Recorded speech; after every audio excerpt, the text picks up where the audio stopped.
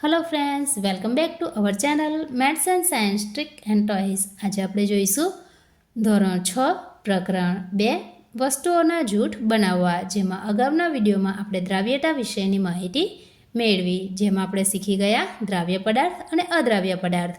આજના વિડીયોમાં આપણે જોઈશું સખતપણું। સખતપણું જેમાં આવશે નરમ પદાર્થ અને કઠોર પદાર્થ અથવા તો સખત પદાર્થ। તો સૌપ્રથમ આપણે માહિતી મેળવીશું નરમ પદાર્થ, જેને સરળતાથી દબાવી શકાય અથવા ઘર્ષકો પાડી શકાય તેને નરમ પદાર્થ કહેવાય છે। દાખલા તરીકે રૂ, આપણે રૂ જોયું છે જેને આપણે સરળતાથી દબાવી શકીએ છીએ, માટે એ નરમ પદાર્થ છે। ત્યારબાદ છે વાદળી, મીણબત્તી, ચોક, માખણ, રબર, સાબુ વગેરે નરમ પદાર્થો છે।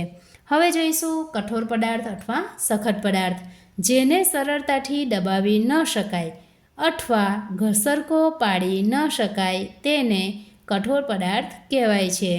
તો એના ઉદાહરણમાં આવશે લોખંડ, ખીલી, પથ્થર, સ્ટીલ, લોખંડ, એલ્યુમિનિયમ વગેરે કઠોર પદાર્થ છે, જેને આપણે સખત પદાર્થ તરીકે પણ ઓળખીએ છીએ।